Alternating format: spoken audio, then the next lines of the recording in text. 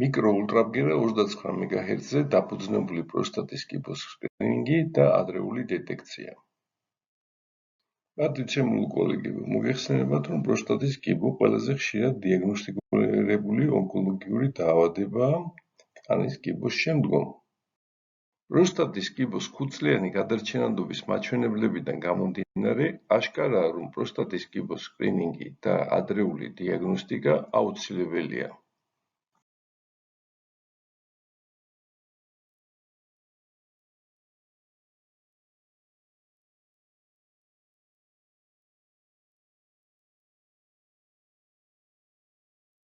მხოლოდ PSA-ზე დამყარებული პროსტატის კიბოს სკრინინგი აღარ გამოიყენება მსოფლიოში, რადგანაც PSA სპეციფიკური არის პროსტატისთვის, მაგრამ არ არის სპეციფიკური პროსტატის კიბოსთვის.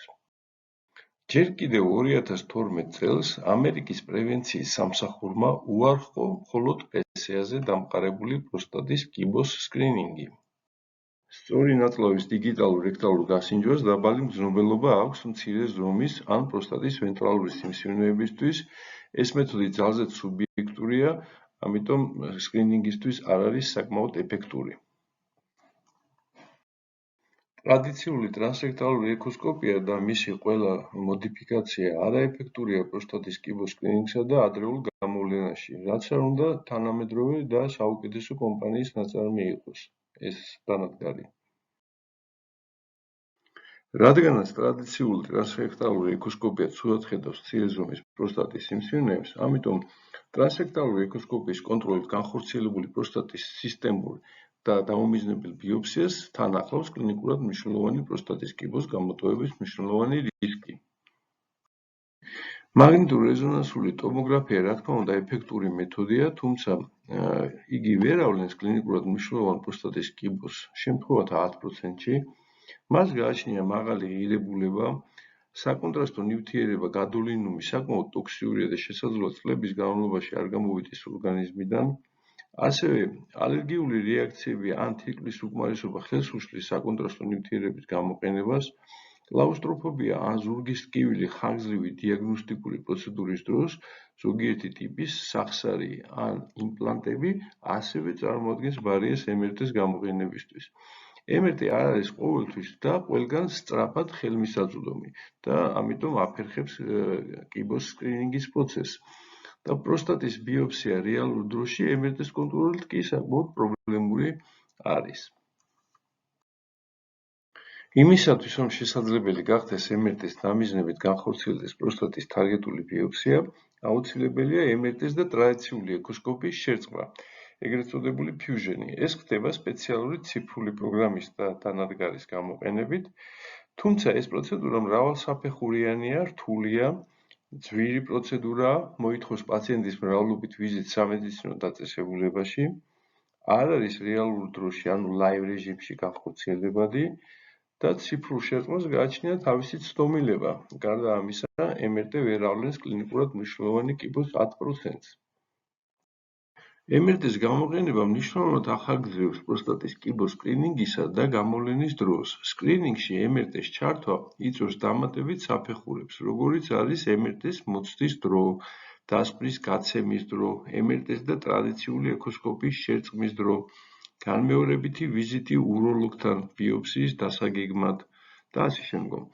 MRT-ს გააჩნია მაღალი ღირებულება, პაციენტის მრავლობითი ვიზიტები ასევე ქმნის დამატებით ხარჯებს, როგორც პაციენტისთვის, ასევე მისი ახლობლებისთვის. MRT-ს ხელმისაწვდომობა არ არის უზრუნველყოფილი საქართველოს მრავალ ქალაქსა და დასახლებულ პუნქტში, ხოლო MRT-ს მაღალკვალიფიციური დასკვნები პროსტატის სკრინინგისთვის არ არის უზრუნველყოფილი ყველგან. ევროპის უროლოგთა ასოციაციის გაიდლაინები კრძალავს MRT-ს გამოყენებას პროსტატის კიბოს რუტინული სკრინინგისთვის. რეკომენდირებულია გამოვიყენოთ MRT მხოლოდ მაშინ, როდესაც არის ეჭვი სიმსივნეზე, მაგრამ სწორედ აქ არის პრობლემა, თუ როგორ ავიღოთ ეჭვი კიბოზე.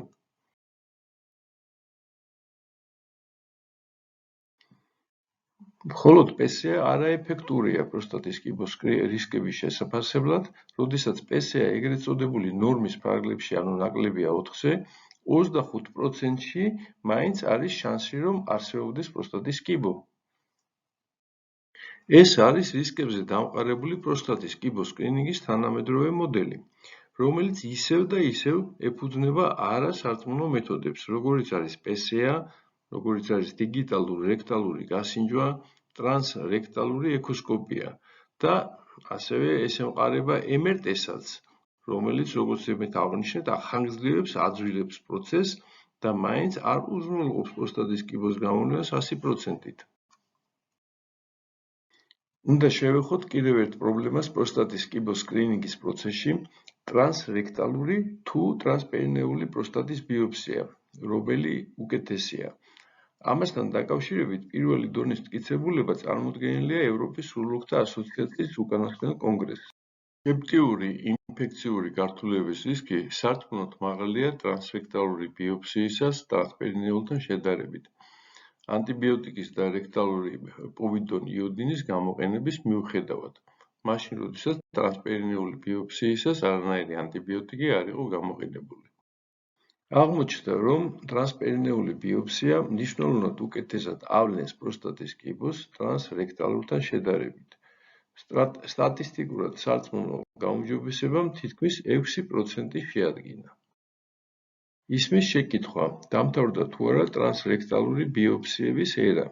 პასუხია, გამომდინარე კიბოს უკეთესი გამოვლენიდან, სეპსისის მინიმალური რისკიდან და ანტიბიოტიკის გამოყენების საჭიროების არ არსებობიდან, ტრანსპერინეული ბიოპსია პაციენტებს უნდა შეეთავაზოს როგორც პირველი რიგის არჩევანი. მსოფლიოში პირველი მიკროულტრაბგერის 29 მეგაჰერციანი სისტემა წარმოადგენს პრაქტიკულად ყველა ზემო ჩამოთვლილი პრობლემის გადაჭრას. მას გააჩნია 300%-ით გადიდებული გამოსახულება ტრადიციულ ექოსკოპიასთან შედარებით, MRT-s ანალოგიური უნარი პროსტატის კიბოს სკრინინგსა და ადრეულ გამოვლენაში, თარგეტული ბიოპსიის რეალურ დროში ლაივ რეჟიმში განხორციელების უნარი.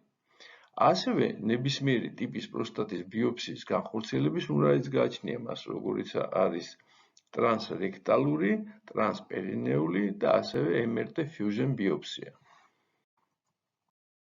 მიკროულტრაბგერა 29 MHz იძლევა შესაძლებლობას თმის ღერის დიამეტრის 70 მიკრონიანი სტრუქტურების გარჩევისა, რაც პროსტატის აცინუსების მილაკების ვიზუალიზაციის საშუალებასაც იძლევა. ეს კი პროსტატის კიბოს გამოვლენის საწინდარია.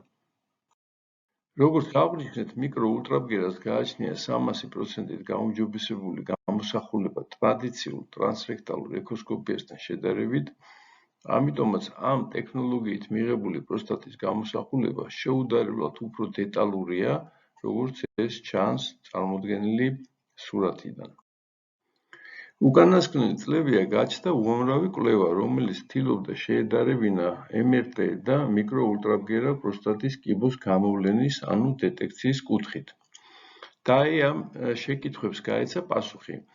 უმაღლესი დონის მტკიცებულებით, რომელიც გამოქვეყნდა ამასწინებზე სულ ახლახანს ევროპის უროლოგთა ასოციაციის კონგრესზე და ჟურნალ JAMA-ში. გამოქვეყნდა რანდომიზებული პროსპექტული კვლევის შედეგები, ეს არის ოპტიმუმ კვლევა, რომელმაც აჩვენა, რომ მიკროულტრაბგერა არ ნაკლებია მაგნიტურ რეზონანსულ ტომოგრაფიაზე. კერძოდ, მიკროულტრაბგერით გამოვლინდა კლინიკურად მნიშვნელოვანი პროსტატის კიბოს შემთხვევათა 47,1%, ხოლო MRT 42,6%. მხოლოდ თარგეტული ბიოპსიით სისტემურის გარეშე მიკროულტრაბგერამ კიბო გამოავლინა 38%-ში, ხოლო MRT-მ 34%-ში. MRT-s დამატება მიკროულტრაბგერაზე მხოლოდ უმნიშვნელოდ გაზარდა პროსტატის კიბოს გამოვლენადობა. მას შესაბამისად, საბოლოოდ გაირკვა, რომ მიკროულტრაბგერას ძალუძს აღმოაჩინოს როგორც მინიმუმ იმდენივე მნიშვნელოვანი პროსტატის კიბო, როგორც MRT-s. მიკროულტრაბგერას შეუძლია ჩაანაცვლოს MRT მრავალ სხვადასხვა გარემოებაში. იგი გვთავაზობს MRT-s მსგავს სიზუსტეს და უფრო მეტ მოხერხებულობას პროსტატის კიბოს სკრინინგის და ადრეული დეტექციის საქმეში.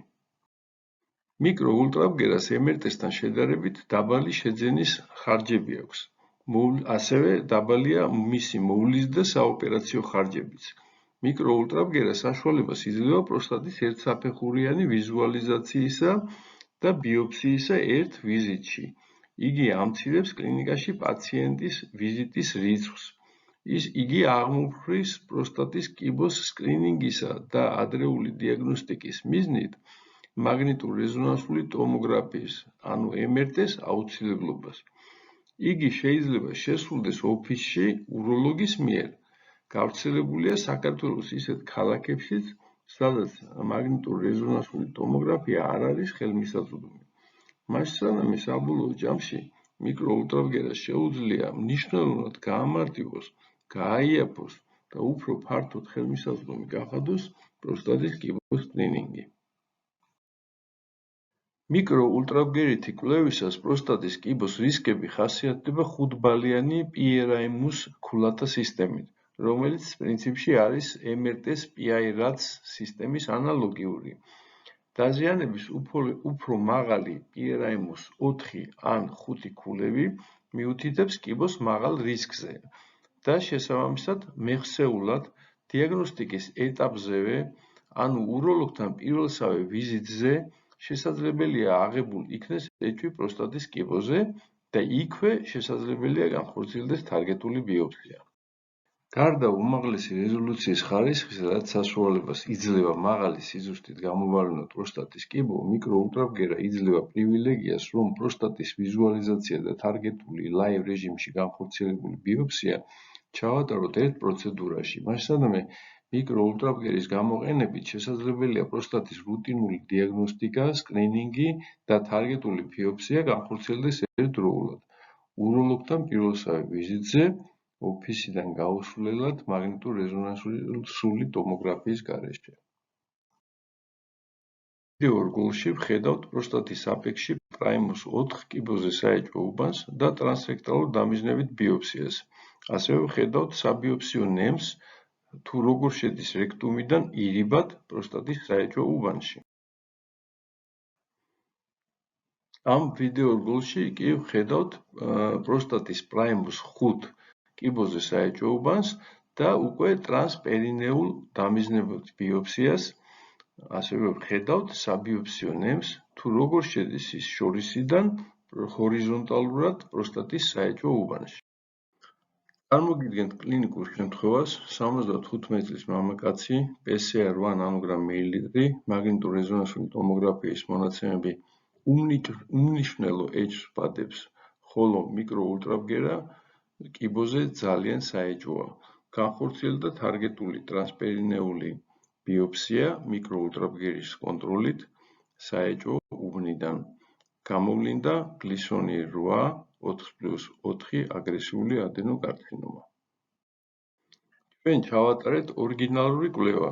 შევისწავლეთ მიკროულტრაბგერის და PCR-ს ერთობლივი გამოყენება პროსტატის კიბოს სკრინინგის პირველსავე საფეხურზე. დავადგინეთ, თუ რამდენად აუმჯობესებს მიკროულტრაბგერა პროსტატის კიბოს გამოვლენას ერთ მხრივ, ხოლო მეორე მხრივ, თუ რამდენად ამცირებს იგი არასაჭირო ბიოპსიების რიცხვს. თუ გამოვიყენებთ მიკროულტრაბგერასა და PCR-ს ერთობლივად პირველსავე ეტაპზე, პროსტატის კიბოს სკრინინგისა და ადრეული დიაგნოსტიკის საწყისსავე ეტაპზე. ორიგინალური კვლევის პირველ ეტაპზე ჩვენი მიზანი იყო შეგვექმნა პროსტატის კიბოს სკრინინგისა და ადრეული დიაგნოსტიკის ახალი ალგორითმი, რომელიც დაეყრდნობოდა ორივე მონაცემს, მიკროულტრაბგერის და PCR-ს მონაცემებს. შემოწმდა PRIMUS, ანუ მიკროულტრაბგერის, PCR-ს და PCR-ს სიმკვრივის სხვადასხვა კომბინაციები, ზედმეტი ბიოპსიების თავიდან ასაცილებლად და პროსტატის კიბოს მაქსიმალური გამოვლენადობის უზრუნველსაყოფად. დავადგინეთ, რომ თუ მიკროულტრაბგერით PRIMUS-ი მერყეობს 1-დან 3-მდე და PCR-ს სიმკვრივე ნაკლებია 0.1-ზე, მაშინ ჩვენ შეგვიძლია არ განვახორციელოთ პროსტატის ბიოპსია იმ შემთხვევებშიც კი, როდესაც PCR არის მომატებული ტრადიციული, ანუ ძველებური გაგებით. ამ ალგორითმით არასაჭირო ბიოფსიებისგან დაიზოგება პაციენტთა 42%, აგრესიული სიმსივნის არ გამოვლენის რისკი კი იქნება მხოლოდ 2,4%. კვლევის მეორე ეტაპის მიზანი იყო პირველი ეტაპისას შემუშავებული პროსტატის ბიოფსიის ალგორითმის ვალიდაცია ძველ მიდგომებთან შედარებით. ჩვენს მიერ შემუშავებულმა ახალმა ალგორითმმა, რომელიც ეყრდნობა მიკრო-ულტრაბგერასა და PSA სიმკვრივის ერთდროულ გამოყენებას, პროსტატის კიბოს გამოვლენის სიხშირე 27-დან 53%-მდე გაზარდა, ხოლო არასაჭირო ბიოფსიების სიხშირე შეამცირა 72-დან 42%. წარმოგიდგენთ live, ანუ რეალურ დროში კონტროლით მიკრო-ულტრაბგერის დამიზნებით პროსტატის ტრანსპერინეულ ფიუჟენ ბიოფსიას, რომელიც წარმოადგენს სტანდარტს ჩვენს კლინიკაში და ეს სტანდარტი ხელმისაწვდომია ჩვენს კლინიკასა და საქართველოში 20-21 წლიდან.